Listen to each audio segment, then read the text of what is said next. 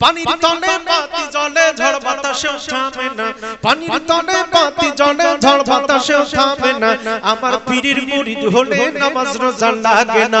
টুনটুনা টুনটুন জোরে করে নাউজুবিল্লাহ, আরো জোরে করে নাউজুবিল্লাহ। আমি ডুব দিয়াছি, আমি ডুব দিয়াছি প্রেম দরিয়ায়, বাবা তোর সন্ধান নাই। এইরকম কিছু জিকির বাংলাদেশে আছে না নাই? নতুন ঈদের চাঁদ উঠেছে, নতুন ঈদের চাঁদ উঠেছে, 18 শিরোগায় তোরা দেখবি যারা ভাই বোনেরা, আয় রে ছুটে আয়।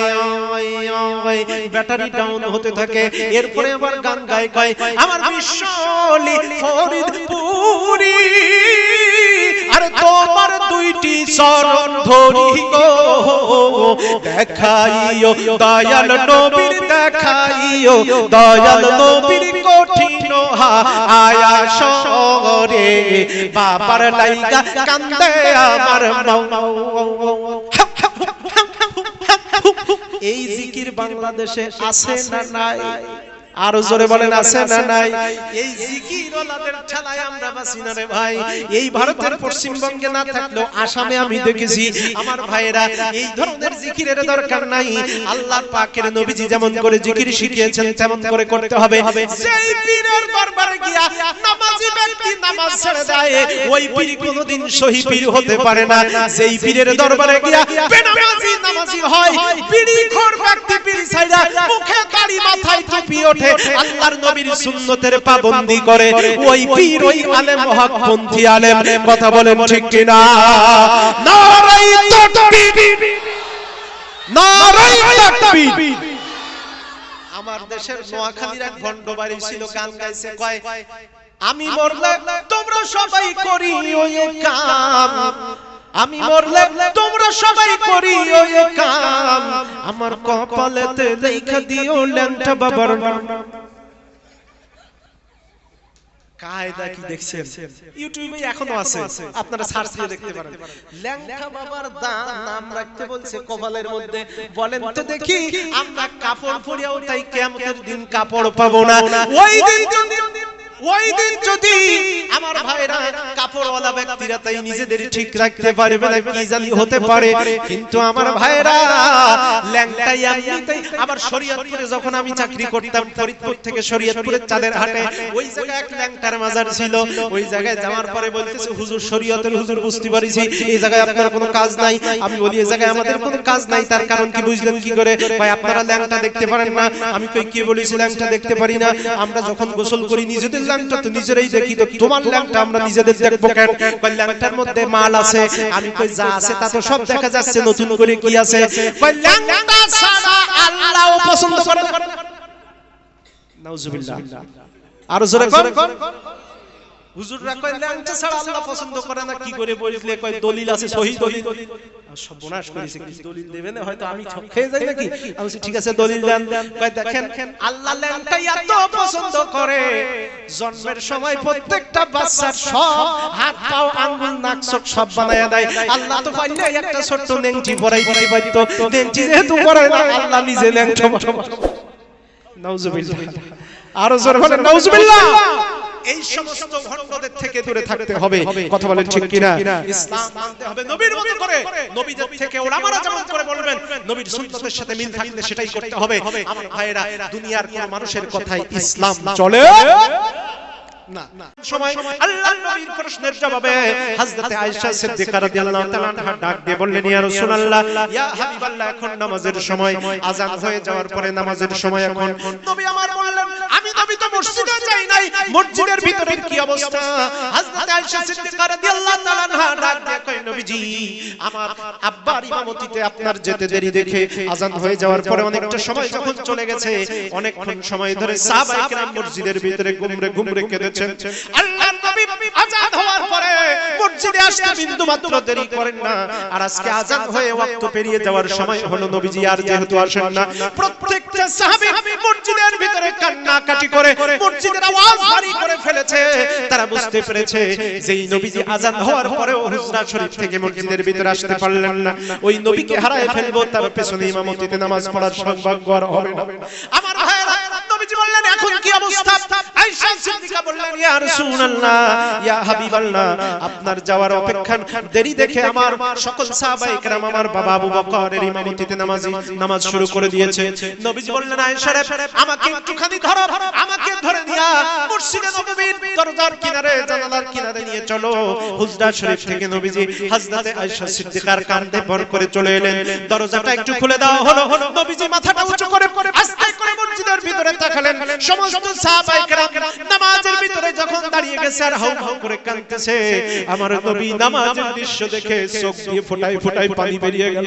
নবীজির চোখ দিয়ে যখন পানি বেরিয়ে আসলো, আয়েশা সিদ্দিকা রাদিয়াল্লাহু তাআলা আনহা ডাক দিয়ে বললেন, ইয়া রাসূলুল্লাহ, ইয়া হাবিবাল্লাহ, নামাজের এই দৃশ্য দেখে আপনার চোখের কোণা দিয়ে কেন পানি ঝরছে আমি জানতে চাই। নবীজি বলেন, আয়েশা রে, এই পানি কোনো কষ্টের পানি নয়, এই পানি কোনো দুঃখের পানি নয়, এই পানি আমার তৃপ্তির পানি, আমার শান্তির পানি। এই নামাজ কায়েম করবার জন্য আমি কত কষ্ট করেছি, দান মোবারক শহীদ করে দিয়েছে।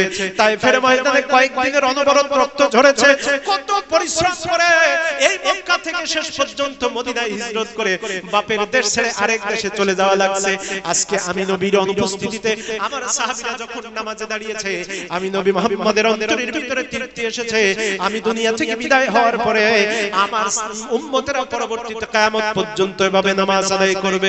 সম্মানিত ভাইরা, বিশ্ব নবী ইন্তেকালের সময় একটা মাত্র কথা সবার উদ্দেশ্যে বলে গেলেন, as-salat as-salat ওয়া মা মালাকাত ঈমানুকুম। আমার সাহাবীরা, আমার উম্মতেরা, নামাজ ছাড়া দেওয়া যাবে না। জোরে বলেন সুবহানাল্লাহ।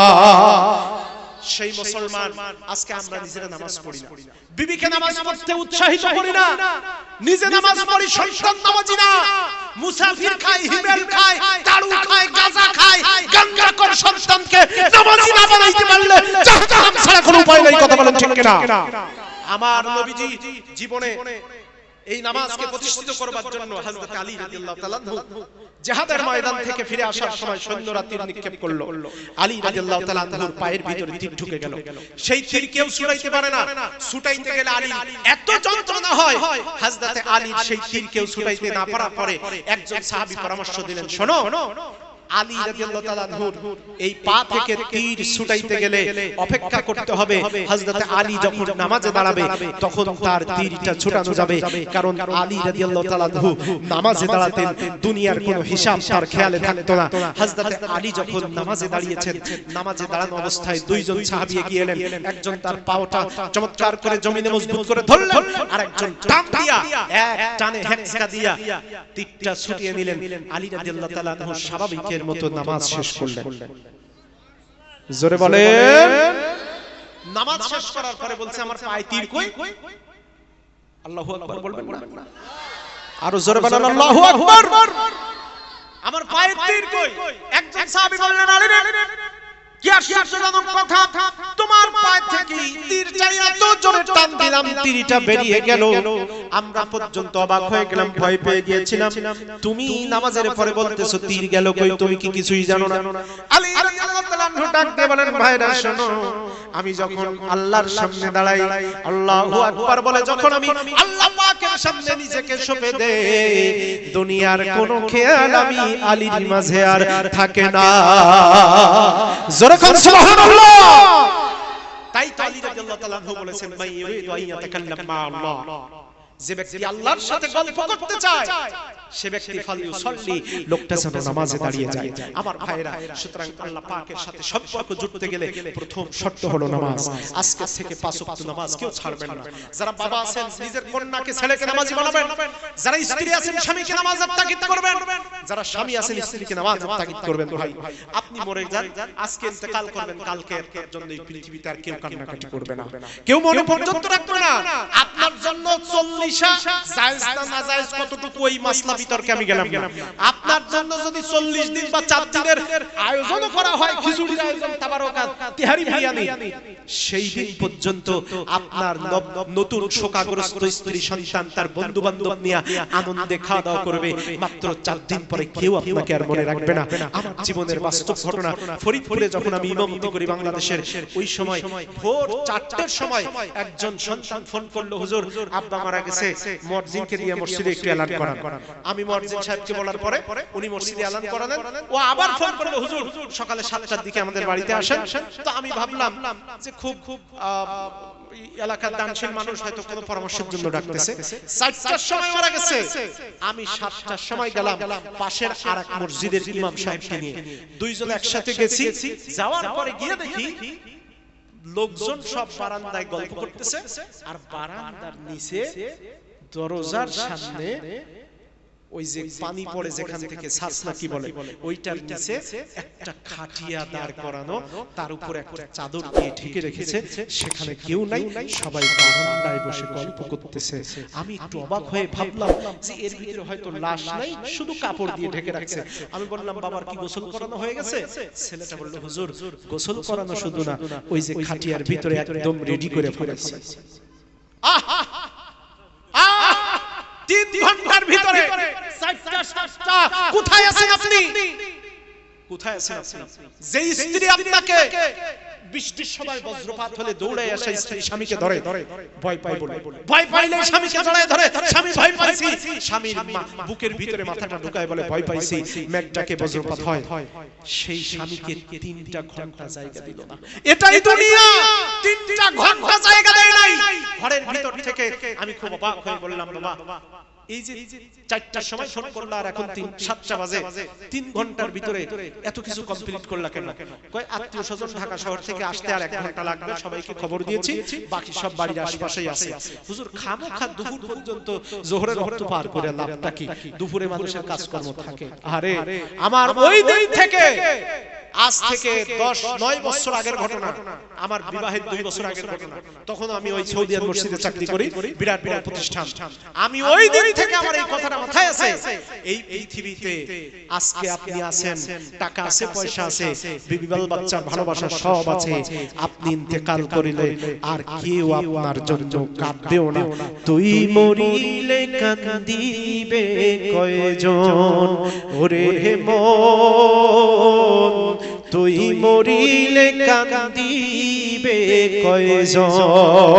সুতরাং মুসলমানের দল, আমার আল্লাহ পাক এই কোরআন দিয়েছেন, নবী পাঠিয়েছেন দুনিয়াতে আখিরাতের শস্য ক্ষেত্র হিসাবে।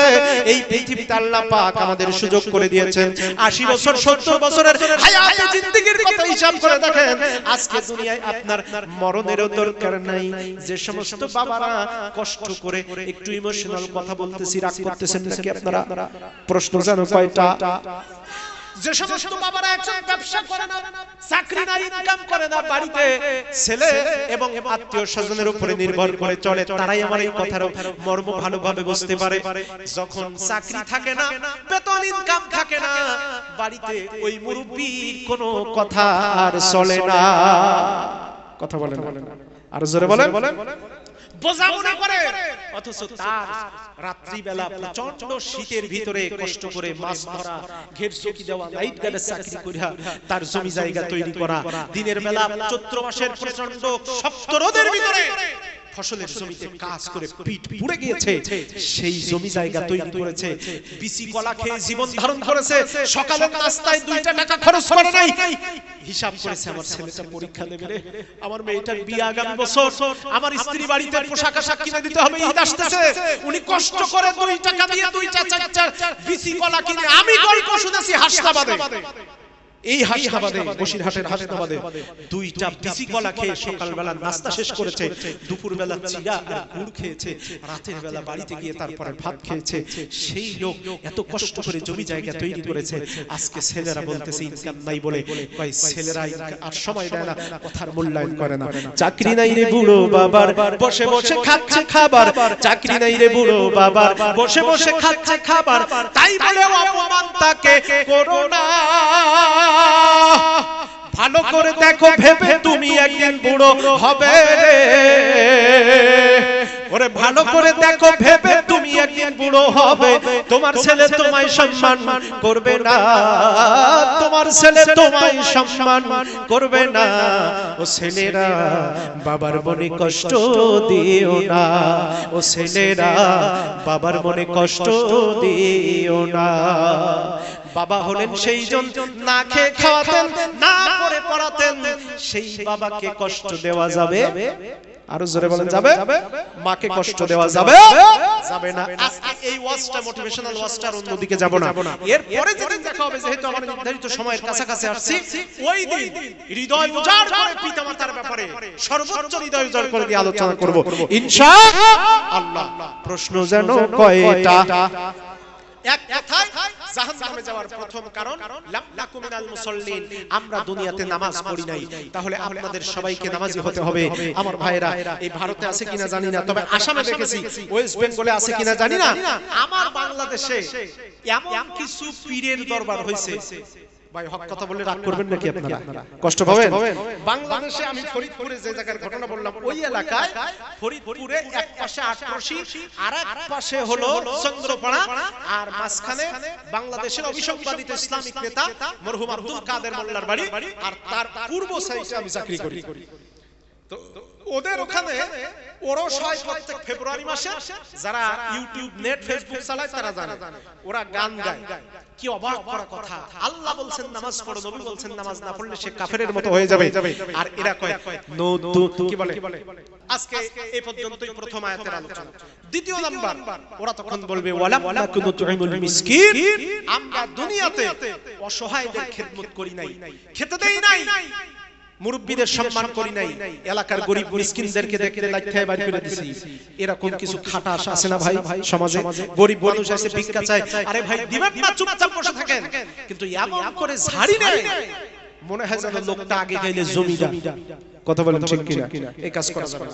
ওয়ালা নাকুনু তুইমুল মিসকিন এক নাম্বার মূল আলোচনা, কিন্তু এটা ওদিকে প্রশ্ন কয়টা? আরো জোরে বলেন কয়টা? আজকের মূল আলোচনা জাহান্নামে যাওয়ার বড় কারণ, এক নাম্বার হলো নামাজ পড়তাম না, দুই নাম্বার হলো অসহায়দের সেবা করতাম না, খেতে দিতাম না, তিন নাম্বার ওয়াকুন্না নাখুদু মাআল খাইদিন। এই আয়াতের উপরে ঘন্টা পাঁচে পাস করলে ওয়াজ শেষ হবে না। এখানে আল্লাহ বলছেন জাহান্নামীরা জাহান্নামে যাওয়ার তিন নাম্বার কারণ হলো ওরা বলবে আমরা নাখুদু মাআল খাইদিন, 24 ঘন্টা সুযোগ পেলেই মানুষের নামে বদনাম করতাম। আছে না নাই? আর জোরে বলেন আছে না নাই? মানুষের গঠনমূলক সমালোচনা, যেই সমালোচনা করলে জাতি উপকৃত হবে, সেই সমালোচনা করার সুযোগ ইসলাম দিয়েছে। কিন্তু কোন মানুষকে ছোট করার জন্য, তার ব্যক্তিত্ব খাটো করার জন্য, তার স্বার্থ নষ্ট করার জন্য, অধিকার নষ্ট করার জন্য আপনি যদি তার সমালোচনায় লেগে থাকেন, নাখুদু মাআল খাইদিন, তাহলে আপনাকে জাহান্নামেই যেতে হবে। কিছু কিছু লোক আছে মানুষের বদনাম ছাড়া তার কিছু মাথায় নেই। আমার ভাইরা, অন্তরে আর রক্তে যখন ইমানিয়াতের পরিবর্তে হাসাদ ঢোকে, হিংসা ঢোকে, রিয়া ঢোকে। ওই যে আমাদের খুলনার এক গল্প, এক এসপি সাহেব পুলিশের সুপার চাকরি শেষ করেছে, অসুস্থ হয়ে গেছে, ডাক্তার বলতেছে আপনার শরীরে ও নেগেটিভ রক্ত লাগবে। একটু বলেন না ভাই, কি নেগেটিভ? ও নেগেটিভ রক্ত এদেশে কি অবস্থা জানি না, বাংলাদেশে ও নেগেটিভ রক্ত 1000-এর মধ্যে একজনেরও খুঁজে পাওয়া যায় না। এখন ও নেগেটিভ রক্ত জাল বিছায়া খুঁজে না পাইয়া এবার চারিদিকে মাইকিং করেছে। রাত্রি বেলা একজন লোক ফোন করে বলতেছে, স্যার আমার এই ক্যানিং থানা এলাকার ভিতরে এমন একজন হাড় কিপটে আছে স্যার, তার শরীরে রক্ত আছে ও নেগেটিভ। এখন এই হাড় কিপটে তো পানি পর্যন্ত ফেলে না, এ কি এক ব্যাগ রক্ত আপনার জন্য দেবে? এটা আমার বিশ্বাস হয় না, তবে আপনার ক্ষমতা আছে, ক্ষমতা দিয়ে দেখেন কিছু করা যায় কিনা। এইবার পুলিশ সুপার রাত্রি বেলা লোক পুলিশ পাঠাইছে, ফোর্স পাঠাইছে, পুলিশ আইসা দুই পাশ দিয়া দুই হাত যখন ধরছে, লোকটা তখন বলতেছে, স্যার আমি তো মমতা ব্যানার্জির পক্ষেও বলিনি, আবার ওই বিজেপির পক্ষেও বলিনি, আমারে ধরতেছেন কেন? মিছিলও করিনি, রাস্তায় ভাঙচুরও করিনি। তোর এ ব্যাপারে ধরা হচ্ছে না, তোর অন্য কাজ আছে। এবার লোকটাকে নিয়ে যখন স্যারের সামনে গেল, দেখে একজন ডাক্তার দাঁড়ানো। কয়, স্যার এই ছোট স্যাররা তো কিছু বললো না, আপনার সাথে ডাক্তার দাঁড়ানো, স্যার আমার বিষয়টা কি স্যার? কয় তুই শুয়ে পড়। শুয়ে পড়লে কি হবে? তোর শরীর থেকে আমি এক ব্যাগ রক্ত নেব। কয় ব্যাগ? ও তখন স্যার আমার শরীর থেকে এক ব্যাগ রক্ত নিয়েন না স্যার, আল্লাহর কিনে স্যার রক্ত দিলে আমিও মরে যাবো, আমার বউও মরে যাবে। কি রে তোর বউ কি করে মরবে? বলতেছে স্যার আমার বউটা বড় অসহায় মেয়ে স্যার, ওরে বাপও নাই মাও নাই, দুনিয়াতে আসমান জমিনে ওর কেউ নাই, ওরে ছোটবেলা থেকে পাইলে বসে আমি বিয়ে করছি স্যার, ওর বাপও আমি ওর মাও আমি। জোশের ঠেলায় বলে ফেলাইছে বাপ মা আমার বউয়ের তুই কি করে হলি? এরপরে বলতেছে এক ব্যাগ রক্তে অসুবিধা হবে না বলে এইবার জোর করে সুই গরুর মতো করে ফটাস করে ঢুকাইছে। ও বাবা গো মা গো বলতে বলতে এর ভিতরে এক ব্যাগ রক্ত শেষ। এক ব্যাগ রক্ত নেওয়ার পরে এইবার মনটা খুব খারাপ, হাত পাও কাঁপতেছে, জামার বোতাম কেবল 3টা লাগাইছে, লাগানোর পরে দেখে সারের এক হাতে এক ব্যাগ রক্ত আর এক হাতে চকচকে 1 লক্ষ টাকার বান্ডিল। কয় লাখ টাকা? 1 লাখ টাকার বান্ডিল যখন এক ব্যাগ রক্তের বিনিময়ে দেখেছে, ও তখন টান দিয়ে জামার বোতাম ছিঁড়ে বলেছে স্যার আমি আরো 3 ব্যাগ রক্ত দেব স্যার। কয় ব্যাগ রক্ত দেবে? আরো জোরে বলে। কয় তুই একটু আগে যে বউয়ের ভয় তুই 1 ব্যাগ দিছিলি না, আর আজকে 3 ব্যাগ এখন দিতে চাইছো টাকা দেখিয়া? 3 ব্যাগ রক্ত দিলে বেটা তুই চোখে আন্দার দেখবি, বাড়িতে গিয়ে বউরে না ছিনে খালা কইটা। ঠিক আছে তাহলে আর কবে স্যার? কয় 3 মাস পরে আবার আসিস। লোকটা চলে গেছে, প্রতিদিন বাজার করে ইচ্ছে মতো খায় আর ঘুমায় আর বগল বাজায়, এখন স্যার এবারে এসএমএস করবে। 3 মাস পরে আবার এসএমএস, নতুন জামা গায়ে দিয়ে চমৎকার করে এবার স্যারের সামনে গিয়েছে, স্যার আজকে কয় ব্যাগ স্যার? কয় আজ আপাতত 2 ব্যাগ। শোয়ার পরে 2 ব্যাগ রক্ত নিছে। 2 ব্যাগ রক্ত দেওয়ার পরে লোকটা ভেবেছে 1 ব্যাগে 1 লাখ পাইছিলাম, আজকে 2 ব্যাগে তো 2 লাখ, নির্ঘাত কোনো মাপ নাই। সুন্দর করে জামার বোতাম টুতাম লাগাই এসে বলতেছে স্যার প্লিজ। হাত যখন পাইতেছে লোকটা জামার ভিতর থেকে বহুক্ষণ জাল ফালাইয়া এইবার হাত দিয়ে হাতা কইরা 3টা 4টা 10 টাকার প্লাস্টিকের পুরানো নোট দিয়েছে। একটা প্লাস্টিকের 10 টাকার নোটের মধ্যে 7 জায়গায় টেপ মারা। কয় জায়গায় টেপ মারা? ও ওই টাকার দিকে একবার তাকায় আর স্যারের দিকে একবার তাকায়, কয় স্যার এত টুকটুকি ভাড়াও হলো না। কি যা দিছি তাই নিয়ে ভাগ, বেশি কথা বলিস না। কয় স্যার মেজাজ তো গরম কেন? কয় যা দিছি তাই নিয়ে ভাগ। কয় স্যার আপনার ক্ষমতার কাছে তো আমি পারবো না, তবে আপনার কাছে প্রশ্ন স্যার, 1 ব্যাগে 1 লাখ দিলেন আর আজকে 2 ব্যাগে 40 টাকা দিবেন, তার মধ্যে একটাই 7 জায়গায় কষ্টে মারা স্যার, এর কারণটা মারিফতটা কি জানতে পারি? ওর বলতে স্যার তখন বলতেছে শোন মারিফতের কোনো হিসাব না, হিসাব হলো প্রথমে তুই যেদিন আমাকে 1 ব্যাগ রক্ত দিয়েছিস ওই দিন ওই রক্তটা আমার শরীরে দেওয়ার আগে আমার দেহে যা রক্ত ছিল, আমার পিতামাতা বড় মনের মানুষ, নিজে চাকরি করেছি, আমিও বড় মনের, আমি 1 ব্যাগে 1 লক্ষ টাকা দিয়েছিলাম, কিন্তু ওই দিন তুই চলে যাওয়ার পর তোর ওই রক্ত যখন তোর মতো হাড়কিপ্টের রক্ত যখন আমার শরীরের ভিতরে ঢুকেছে 3 মাসের ভিতরে আমি তোর চাইতে ডবল হাড়কিপ্ট হয়ে গেছি। আমার ভাইরা তাহলে অন্তরের ভিতরে রক্তের ভিতরে ইমানিয়াতের পরিবর্তে যখন দুনিয়াবি হিংসা হাসাদ রিয়া ঢোকে তখন সেই লোকের ভিতরে ভালো কাজেও সে সমালোচনা করে, ভালো কাজের ভিতরেও সে খারাপটা খুঁজে পায়। এরকম লোক আছে না নাই? আর জোরে বলেন আছে না নাই? তাহলে 3 নম্বরে জাহান্নামে আসার কারণ হলো ওয়াকুন্না নাখুদ মাল খায়রিন, আলোচনা সমালোচনা করা যাবে না, মানুষের ক্ষতি হয় এরকম কাজ করা যাবে না। 4 নম্বরে ওয়াকুন্না নুকাযযিবু বিয়াউমিদ্দিন, ওয়াজা শুনতাম নুকাযযিবু বিয়াউমিদ্দিন, এর কত ব্যাখ্যা আল্লাহর রাস্তে তাফসিরে, অন্তত জালালাইন মারিফুল কোরআন যত তাফসির আছে একটা তাফসিরের খণ্ড কিনা একটু ঘরের ভিতরে রাখিয়েন আমার ভাইরা। ওয়াকুন্না নুকাযযিবু বিয়াউমিদ্দিন, আল্লাহ পাক বলছেন জাহান্নামে যাওয়ার ওদের 4 নম্বর কারণ হলো ওরা দুনিয়াতে যা শুনতো শেষ দিবসকে, কিয়ামত দিবসকে, বিচার যে একদিন হবে, ফেল করলে পানিট হবে, এই পানিটের দিনকে ওরা বিশ্বাস করতো না। হুজুরের সামনে গিয়ে ওয়াজ শুনতো কিন্তু সেই ওয়াজ প্যান্ডেলের বাইরে যেত না। আছে না নাই এরকম লোক? আরো জোরে বলেন আছে না নাই? দাদা আর নাতি ওয়াজ শুনবার গেছে, এখন দাদা 60 বছর বয়স, নাতি 20 বছর বয়স, আজকে প্রথম গেছে। তো ওয়াজ শুনতে যাওয়ার পথে মনে করেন ক্যানিং থানা পার হয়ে আসার কিছু দূর পরে একটা মাহফিলে যাওয়ার পরে আগে একটা খাল পড়ে, নদী পড়ে ছোট, তো ওই খাল পার হয়ে দিনের বেলা গেছে, তখন পানি টানি ছিল না।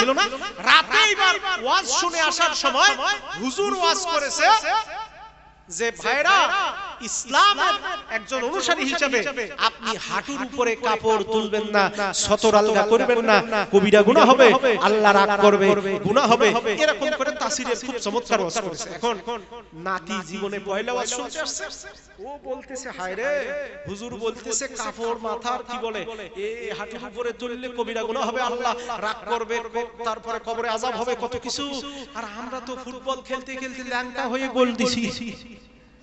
আছে না পোলাপান ক্রিকেট খেলতেছে বল পড়ে গেছে খালের মধ্যে এখন ওই দলের মধ্যে দুই একজন থাকে তারা শুধু বল টোকানোর কাজে থাকে যেই দেখে খালের মধ্যে বল ওই লুঙ্গি খুলে ঝাঁপ দিয়ে পড়ে পানির মধ্যে আছে না নাই ও মনে মনে বলতেছে আল্লাহ আজকে থেকে জীবনে আর হাঁটুর উপরে কাপড় তোলা যাবে না এই চিন্তা করে হাঁটতে হাঁটতে দাদার হাত ধরে রাত 2টার সময় খালের কিনারে লাইট মারিয়া দেখে রাত্রির জোয়ার আইছে খাল ভর্তি পানি দাদা নাতি লাইট বন্ধ করে একসাথে হাত ধরে খাল পার হইছে নাতি উপরে গিয়ে ফসান করে লাইট মারছে লাইট মারার পরে দেখে দাদাজির কাপড়ের এক কোণাও ভেজে নাই আর নাতি যে ওয়াজ শুনেছে হাতের উপরে কাপড় তুলবে না নাতির কোমর পর্যন্ত প্রায় ভিজে গেছে নাতি দাদার দিকে তাকাইছে মানে পোতা দাদার দিকে তাকাইছে দাদাও পোতার দিকে তাকাইছে কেউ আর কোনো কথা কয় না নাতির চোখ এত বড় বড় দাদার চোখ এত বড় বড় এখন নাতি কয় দাদা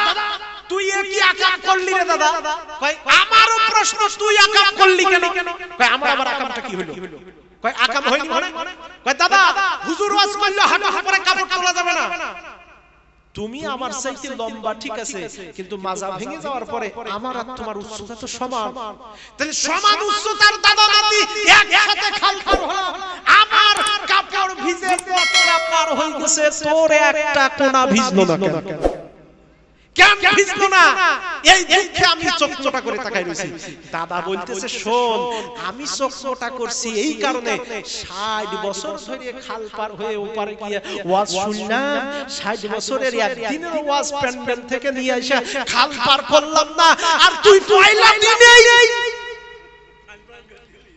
দিনেই তোর ওয়াজ খাল পার হইলো এক কথা মূল কথা হলো ওয়াজ যদি প্যান্ডেল থেকে বাড়ি পর্যন্ত না যায় ভাই তাহলে ওয়াজ শুনে লাভ হবে না আমার ভাইরা সুতরাং যা শুনেছি হ্যাঁ অনেক ফায়সা কথা হতে পারে ভুল ত্রুটি হতে পারে কিন্তু পাচন সঙ্গীত ত্রুটি আলাদা যে ইত্তাবিউনাহু আহসানাহু আল্লাহর কোরআনের ভাষা যখন তোমাদের সামনে কোরআন থেকে ওয়াজ হবে উত্তম কথাগুলি তোমরা আমল করো অনুসরণ করো যে কথাগুলি আমল শুনলাম এক নম্বরে নামাজ পড়তে হবে নামাজ না পড়লে জাহান্নামে যাওয়া লাগবে অসুস্থদেরকে সেবা করতে হবে এবার সমালোচনা থেকে দূরে থাকতে হবে আর কোরআন বিশ্বাস করতে হবে কিয়ামত দিবসের ভয় করতে হবে এই চারটা কারণ যদি না থাকে তাহলে নির্ঘাত জাহান্নামে যাওয়া লাগবে আমার ভাইরা ওদিকে প্রশ্ন জানো কয়টা আরো জোরে কয়টা একটুখানি জিকির লা ইলাহা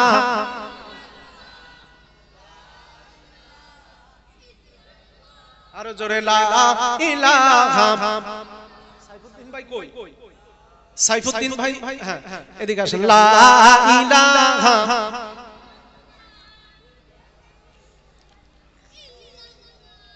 ও ভাই বিয়া করছেন কারা কারা হাত তোলেন তো দেখি বিয়া করছেন কারা কারা বউ আছে কাদের কাদের দেখি জিকির এত কম কেন আচ্ছা আচ্ছা ঠিক আছে হাত নামান আচ্ছা বিয়ে করো নাই কারা তোমরা ওই যে পরে না চোখের পলক পাটি তারা হাত তোলো তো ভাই হাত তোলো এ আব্বা এ তুই বিয়ে করেছিস দেখেন আরেকটার কি অবস্থা ওর হাত সোজা হচ্ছে না এইরকম করে আছে বিয়ের আগে যদি হাত সোজা না হয় এইরকম করে তো তোর কপালে বিয়ে জড়বে কি করে আচ্ছা এইবার হাত নামাও যারা বিয়ে করছে আর বিয়ে করে না দুই পার্টি দেখলাম সাইফুদ্দিন ভাই এখন এক পার্টি প্রথমে নারায়ে তাকবীর দেব যারা বিয়ে করেছে তারা স্লোগানের জবাব দেবে দেখি বিয়ের পরে ভোল্টেজ কত দূর আছে তারপরে দ্বিতীয়বার যখন স্লোগান দেব নারায়ে তাকবীর বলবো আল্লাহু আকবার বলে অবিবাহিত তারা উত্তর দেবে রাজি তো সবাই আরো জোরে বলেন প্রথমবার বিবাহিত ব্যক্তিরা মনে মনে অনেকে ভাবতেছে হুজুর যাদের বউ আমাদের তো বউ ভাই মরে গেছে না ডিভোর্স হয়ে গেছে আমি কি করব আপনিও বিবাহিতদের পক্ষে তাহলে বিবাহিতরা মিলে সবাই উত্তর দেন অবিবাহিতরা ঠিক আছে নারায়ে তাকবীর তো বিরাট পাওয়ার আচ্ছা অবিবাহিত যারা তোমরা শুনেছো তো চাচা দাদা হুজুর শিক্ষক সব এখানে বসা আজকে যদি ভোল্টেজ কম থাকে তাইলে কিন্তু এখানেই পরীক্ষা হয়ে যাবে যে এসে নিয়ে বউ পাওয়ার যোগ্য না তাহলে তোমরা এবার উত্তর দাও অবিবাহিত যারা আছো নারায়ে তাকবীর বিয়ার কত শখ বাপ চাচাকে উপর দিয়ে ফেল করে দিয়েছে আল্লাহ রহম করুক এইবার দুই দল ঐক্যবদ্ধভাবে একসাথে নারায়ে তাকবীর আল কোরআনের আলো, আল হাদিসের আলো, নারায়ে তাকবীর। আমার ভাইরা,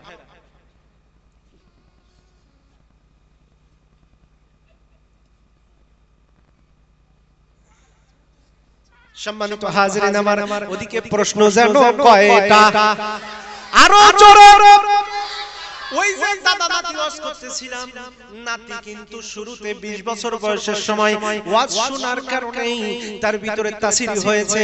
কারণটা হলো কাদা যখন নরম থাকবে তখন আপনি ওই কাদা দিয়া হাড়ি বানাইতে পারবেন। আবার যদি মনে হয় না কাদাটা ভাঙা নতুন কইরা আমি আবার অন্যটা বানাবো, আমি গামলা বানাবো, সরা বানাবো, তা বানানো সম্ভব। কিন্তু কাদা যখন একবার শক্ত হয়ে যাবে, পাইকে যাবে, ওই পাকা কাদা, পাকা জিনিস ভাঙলে গুড়া হবে, আর কিন্তু জোড়া লাগবে না।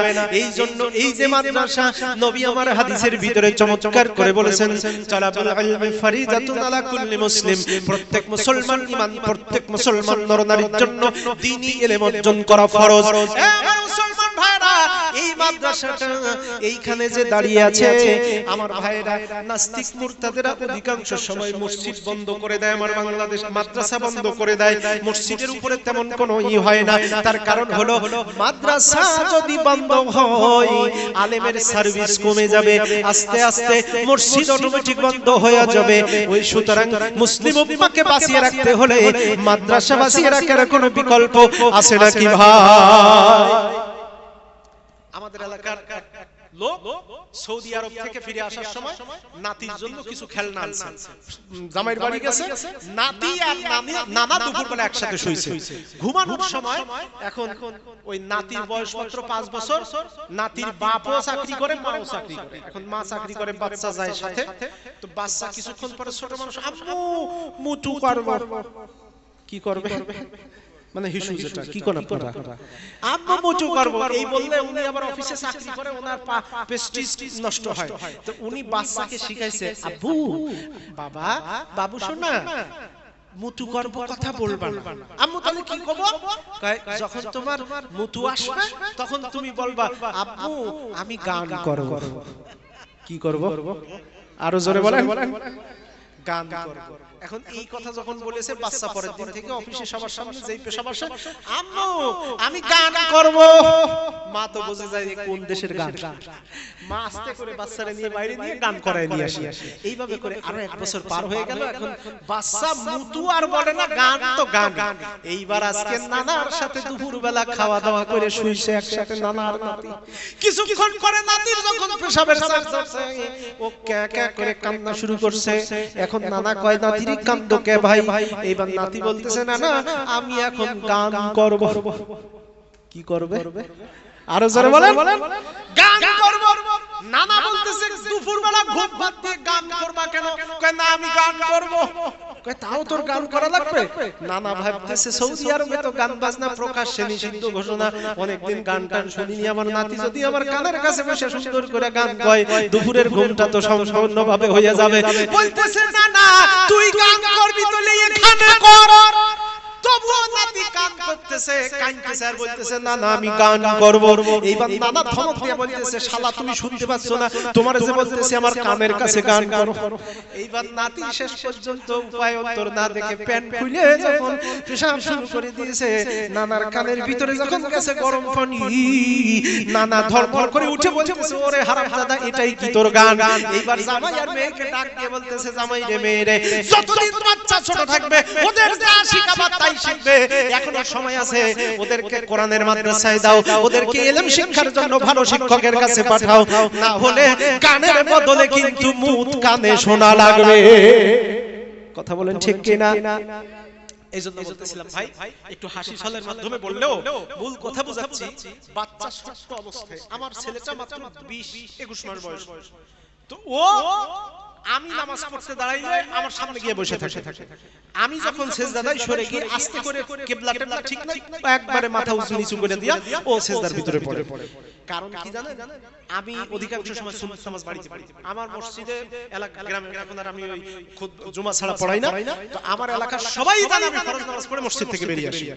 বাড়িতে এসে যখন সুন্নতে দাঁড়াই, আমার ছোট্ট বাচ্চাটা 20 মাস বয়স, কতটুকু তার বুঝ জ্ঞান আছে, সে ওই জায়নামাজের সামনে যেখানে থাকুক, যখনই দেখবে আমি নামাজে বা আমার আম্মা অথবা তার ওয়াইফ, আমার ওয়াইফ তার মা যখন নামাজে সামনে গিয়ে সেও সিজদা দেয়, আমরা সিজদা দেই কিবলার দিকে, সে সিজদা দেয় পূর্ব দিকে। বাচ্চা মানুষ সে তো আর বোঝে না। আমার ভাইরা, কোন কারণে? কারণ বাবা মাকে সে এভাবেই গড়ে উঠতে দেখছে ছোটবেলা থেকে। এই কারণে আপনার বাচ্চাকে সব সময় যদি পরিবারে এই শিক্ষা দেওয়ার সুযোগ না হয়, মাদ্রাসাতে দিবেন। মা গো তোমার একটি ছেলে, মা গো তোমার একটি ছেলে মাদ্রাসাতে দিও, এই পৃথিবীর বুকে তুমি জান্নাত কিনে নিও, এই পৃথিবীর মাঝে তুমি জান্নাত কিনে নিও। মা গো তোমার একটি ছেলে মাদ্রাসাতে দিও, এই পৃথিবীর মাঝে তুমি জান্নাত কিনে নিও। কোরআন শেখাও ছেলে মেয়েকে ওহে মুসলমান, জান কবরের সময় তোমার হইবে রে আসান। জোরে বলে মারহাবা। সম্মানিত হাজিরিন আমার, আমি আলোচনা লম্বা করব না। প্রশ্ন যেন কয়টা? আরো জোরে বলেন কয়টা? আমার আলোচনা শুনে এতক্ষণ ধরে খেপে গেছেন কে কে? হাত তোলেন। কেউ খেপেনি?